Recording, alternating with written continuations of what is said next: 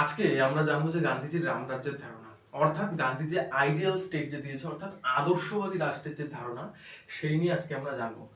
তোমাদের যাদের যাদের 11, 12, যাদের পলিটিক্যাল সায়েন্স আছে, যাদের গ্র্যাজুয়েশনে, যাদের মাস্টার্সে পলিটিক্যাল সায়েন্স রয়েছে, তাদের দেখবে তাদের প্রত্যেকের বা প্রত্যেকটা স্ট্রিমের সিলেবাসেই এই গান্ধীজির রামরাজ্যের ধারণা বা আইডিয়াল স্টেটের ধারণা রয়েছে। গান্ধীজির আইডিয়াল স্টেট বা আদর্শবাদী রাষ্ট্রের ধারণাই হচ্ছে গান্ধীজির রামরাজ্যের ধারণা। তো এই রামরাজ্যের ধারণাটা বা পুরো কনসেপ্টটা পুরো আমি পয়েন্ট ধরে ধরে একদম পুরো ইজিলি ভাবে আজকে আমরা ডিসকাস করবো, যাতে তোমরা যখন বই থেকে পড়বে বা নোটস থেকে পড়বে তখন সেটা মনে করতে খুবই ইজি হবে, বই থেকে পড়তে খুবই ইজি হবে। তো সবার প্রথমে যে পয়েন্টটা আমরা দেখতে পাচ্ছি যে গান্ধীজির রামরাজ্যের ধারণার প্রথম পয়েন্ট যদি আমরা বলি গ্রুপ ভিলেজ। আচ্ছা, গ্রুপ ভিলেজটা কি? গ্রুপ ভিলেজ হলো একগুচ্ছ গ্রাম, অর্থাৎ গান্ধীজি যে রামরাজ্যটা যে হবে সেই রাজ্যের প্রথম পয়েন্ট হবে গ্রুপ ভিলেজ। মানে একগুচ্ছ গ্রাম থাকবে এবং প্রত্যেকটা গ্রাম থাকবে আত্মনির্ভর এবং স্বনির্ভর। এবং এই যে গ্রুপ ভিলেজে যে গ্রামগুলো হবে সেই গ্রামগুলো একগুচ্ছ গ্রামের সমষ্টি হবে। যেমন ধরো এই একটি গ্রাম ধরলাম, এই একটি গ্রাম, এইভাবে এতগুলো গ্রাম। এখানে গান্ধীজি রামরাজ্যে ধরে নিয়ে এতগুলো গ্রাম রয়েছে। এইবার এখানে প্রত্যেকটা গ্রাম বা এখানে আমরা যদি ধরি এগুলো প্রত্যেকটা এক একটি ভিলেজ, তাহলে আচ্ছা এখানে আমরা যদি ধরি যে এগুলো প্রত্যেকটি এক একটা গ্রাম, তো এই প্রত্যেকটা গ্রাম হবে আত্মনির্ভর এবং স্বনির্ভর এবং প্রত্যেকটি গ্রাম একে অপরের সাথে সম্পর্ক এবং যোগাযোগ রাখবে। এবং এইভাবে এই একগুচ্ছ গ্রাম নিয়ে তৈরি হবে গান্ধীজির রামরাজ্য। অর্থাৎ গান্ধীজি যে আইডিয়াল স্টেট নিয়ে যে কথা বলেছে, অর্থাৎ গান্ধীজি যে রামরাজ্য নিয়ে যে কথা বলেছে, সেটা এইভাবে তৈরি হবে কতগুলো গ্রাম নিয়ে। তাহলে প্রথম পয়েন্ট গেল হচ্ছে গ্রুপ ভিলেজ, যে একগুচ্ছ গ্রামের সমষ্টি হবে এবং প্রত্যেকটি গ্রাম একে অপরের সাথে সম্পর্ক এবং যোগাযোগ রাখবে। এবং প্রত্যেকটি গ্রাম যখন একগুচ্ছ হবে, এক জায়গায় একত্রিত হবে, তখনই হবে গান্ধীর এই রামরাজ্য। তাহলে প্রথম পয়েন্টটা বোঝা গেল যে গ্রুপ ভিলেজ কেন হবে। দ্বিতীয় পয়েন্ট, এবার আমরা দেখবো যে গান্ধীজির এই রামরাজ্যে, দ্বিতীয় পয়েন্ট আমরা দেখবো যে গান্ধীজির এই রামরাজ্যে যে মানুষ থাকবে, মানে যে প্রত্যেকটি গ্রামে যে মানুষ থাকবে সেই মানুষগুলোর নিয়ম নীতি কি হবে, তারা কিভাবে বাঁচবে, কোন রুলস ফলো করবে তারা। তো সবার প্রথমে আমরা দেখবো স্বরাজ। আচ্ছা, স্বরাজটা কি? স্বরাজ কথার অর্থ হলো সেলফ রুল। ঠিক আছে, স্বরাজ কথার অর্থ কি? সেলফ রুল, মানে নিজেকে শাসন করা বা নিজেকে নিজ নীতি দ্বারা পরিচালিত করা, তাকে বলা হচ্ছে স্বরাজ। আচ্ছা, গান্ধীজি এই যে বলছে যে প্রত্যেকটি গ্রাম হবে একে অপরের সাথে একত্রিত থাকবে এবং প্রত্যেকটি গ্রামে যে মানুষগুলো যে হবে, যে প্রত্যেকটি গ্রামে যে মানুষগুলো যে হবে, প্রত্যেকটি গ্রামে আমরা ধরে নিলাম এই যে মানুষগুলো রয়েছে, এই প্রত্যেকটি মানুষ সেলফ রুল দ্বারা পরিচালিত হবে। ধরে নি এটি প্রথম ব্যক্তি এবং এটি দ্বিতীয় ব্যক্তি, এবং প্রথম ব্যক্তি যখন সেলফ রুল দ্বারা বা স্বরাজ দ্বারা নিজ নীতি এবং নিজ নিয়ম অনুযায়ী যখন পরিচালিত হবে, তখন এই দ্বিতীয় ব্যক্তির প্রয়োজন হবে না একে শাসন করার। অর্থাৎ প্রত্যেকটি ব্যক্তি নিজ নীতি এবং নিজ নিয়ম অনুসারে পরিচালিত হবে, তাহলে একে অপরকে শাসন করার কোনো প্রয়োজন থাকবে না। এবং তার ফলে কি হবে, এখানে কোনো অহিংস নীতি থাকবে না, এখানে কোনো জোর জবরদস্তি থাকবে না, একে অপরের প্রতি কোনো দণ্ড থাকবে না, কোনো হিংসা থাকবে না, এবং প্রত্যেকটি ব্যক্তি তার নিজ নীতি এবং নিজ নিয়ম অনুযায়ী যখন পরিচালিত হবে। এইগুলো আমাদের স্বরাজ বা সেলফ রুল। ঠিক আছে, প্রথমে গেল গ্রুপ ভিলেজ, তারপর হলো স্বরাজ বা সেলফ রুল, এবার হচ্ছে অহিংস নীতি।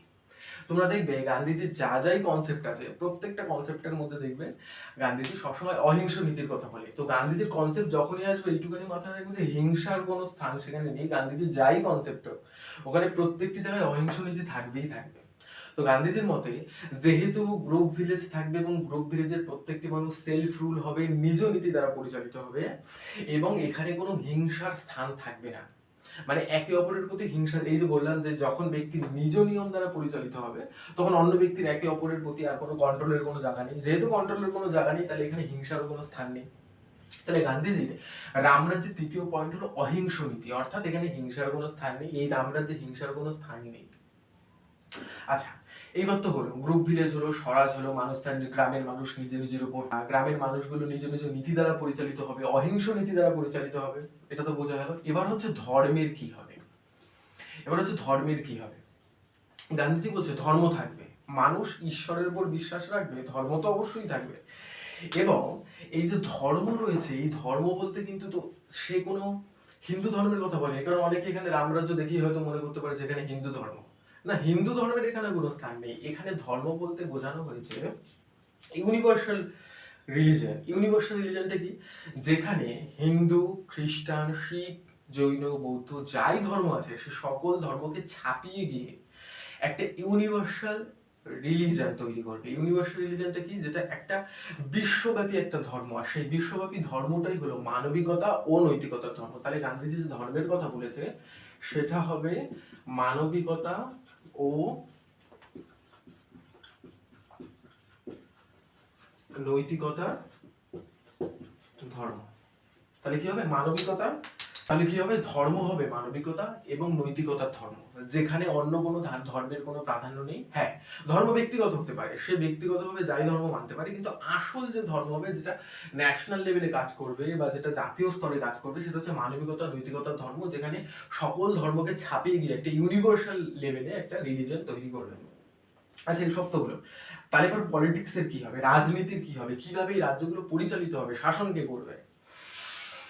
আচ্ছা, গান্ধীজি বলছে এই যে পলিটিক্সটা হবে না, এই যে মানুষ, এই যে প্রথমেই বলেছিলাম সেলফ রুল হবে, নিজ নীতি দ্বারা পরিচালিত হবে। তাহলে এই যে পলিটিক্স আছে, এই যে কেপেবল মানে হচ্ছে দক্ষ, এবং এই যে রাজনীতি থাকবে, এখানে এই রাজনীতিতে মানুষ এতটা কেপেবল থাকবে এবং এতটা দক্ষ থাকবে, যখন কোনো রাজনৈতিক ক্ষমতা যদি সেই ক্ষমতার অপব্যবহার হয়, তাহলে মানুষের মধ্যে এতটা ক্যাপাবিলিটি থাকবে যে মানুষ সেই পলিটিক্স বা রাজনীতি বা সেই শাসনকে রেসিস্ট করতে পারে, অর্থাৎ সেটাকে ধ্বংস করতে পারে। মানুষ এতটা কেপেবল এবং দক্ষ হবে। এবং গান্ধীজি বলছে সেখানে পঞ্চায়েত ব্যবস্থা থাকবে, প্রত্যেকটি গ্রামে একটা পঞ্চায়েত ব্যবস্থা থাকবে। পঞ্চায়েত ব্যবস্থা কিন্তু প্রথমেই আসবে না, এটা একটা ইম্পর্টেন্ট পয়েন্ট, যে পঞ্চায়েত ব্যবস্থা যে গ্রামে থাকবে না সেটা কিন্তু প্রথমে আসবে না। কখন আসবে? প্রথমে গান্ধীজি বলছে প্রথমে যখন এই গ্রামগুলো তৈরি হবে, তখন পলিটিক্সের ক্ষেত্রে অর্থাৎ রাজনীতির ক্ষেত্রে কিছু টেম্পোরারি ন্যাশনাল রিপ্রেজেন্টেটিভ থাকবে।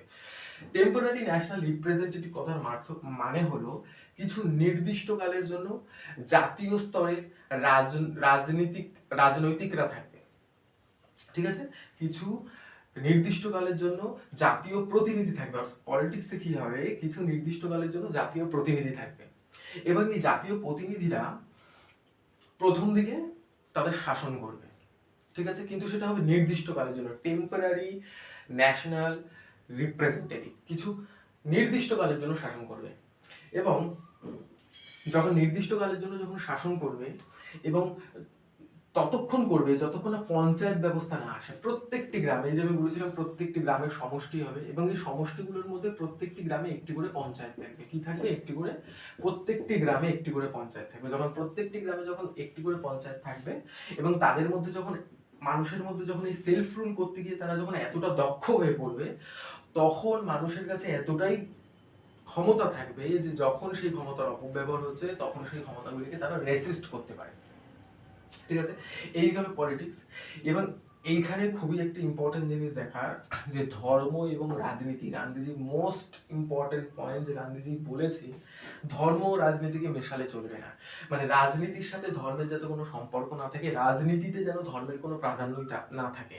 মানে রাজনীতি হবে সম্পূর্ণ ধর্মহীন, এবং ধর্ম এবং রাজনীতিকে সবসময় সেপারেট করে রাখতে হবে, একে অপরের সাথে মেলালে চলবে না। এমনকি যে শিক্ষা প্রতিষ্ঠানগুলো আছে সেখানে কিন্তু কোনো ধর্মের কোনো শিক্ষা দেওয়া হবে না, কোনো রকম কোনো ধর্মীয় শিক্ষার স্থান নেই গ্রামের শিক্ষা প্রতিষ্ঠানগুলির মধ্যে। এটা বোঝা গেল? তাহলে ধর্ম হয়ে গেল, পলিটিক্স হয়ে গেল, দুটোকে সেপারেট করতে হবে। তৃতীয় হচ্ছে সম্পত্তি। আচ্ছা, গান্ধীজি সম্পত্তির ব্যাপারে কি বলছে? গান্ধীজি বলছে মানুষকে তার পার্থিব বস্তুগুলোর উপর থেকে কোনো রকম লোভ লালসা রাখলে চলবে না। তাকে তার পার্থিব বস্তু অর্থাৎ মেটেরিয়াল ওয়েলবিং যাকে বলে, সেই সব জিনিসগুলোর উপর থেকে তাদের প্রত্যেকের লোভ লালসা দূরে রাখতে হবে। তিনি এটা কেন বলছেন? আচ্ছা, সম্পত্তির ক্ষেত্রে এটা কেন বলছেন যে কোনো পার্থিব বস্তুর উপর লোভ লালসা রাখলে চলবে না? কেন বলছেন?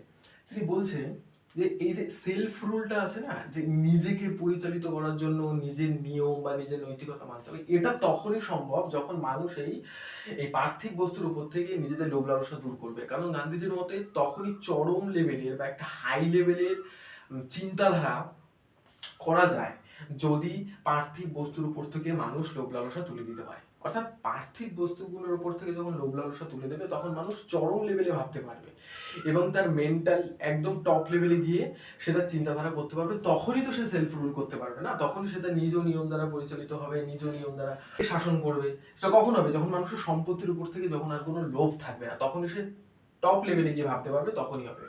ঠিক আছে, এইগুলো সম্পত্তির পয়েন্ট। তৃতীয় হচ্ছে স্টেটলেস, অর্থাৎ রাষ্ট্রহীন সমাজ ব্যবস্থার কথা কেন কেন বলেছে? এটা অনেকটা উদারনৈতিক চিন্তা ভাবনা, অবশ্যই এটা একটা উদারনৈতিক চিন্তা ভাবনা। আচ্ছা, উদারনীতিতে কেন রাষ্ট্র বলেছে? গান্ধীজি মনে করেন যখন মানুষ নিজেকে নিজে পরিচালিত করবে, নিজের নিয়ম দ্বারা পরিচালিত হবে, একে অপরের উপর কোনো জোর জবরদস্তি ক্ষমতা খাটাবে না, এবং অলরেডি যেখানে পঞ্চায়েত রয়েছে, ধর্ম পলিটিক্স যেখানে সেপারেট রয়েছে, মানুষ সম্পত্তির উপর থেকে কোনো লোভ করছে না, মানুষগুলো যখন সেলফ রুলের উপর এতটা নিজেকে ক্যাপেবল করে ফেলেছে, তাহলে সেখানে তো রাষ্ট্রের তো কোনো প্রয়োজনই হবে না। যখন রাষ্ট্রের প্রয়োজন হবে না, তখনই মানুষ আরো নিজেকে ডেভেলপ করতে পারবে। ঠিক আছে, এই কারণে তিনি স্টেটলেস অর্থাৎ রাষ্ট্রহীন সমাজ ব্যবস্থার কথা বলেছে।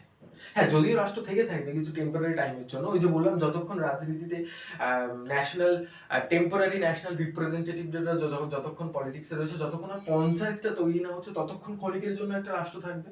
তিনি হচ্ছে স্টেটলেস, তিনি একদম স্টেটলেস এর কথা বলেছে, কারণ এইসব যখন হয়ে যাবে, এইসব যখন মানুষ অর্জন করবে, তখন তো স্টেটলেস রাষ্ট্রহীন তো এমনিই হয়ে যাবে, তখন সেখানে আর কোনো প্রয়োজন হবে না।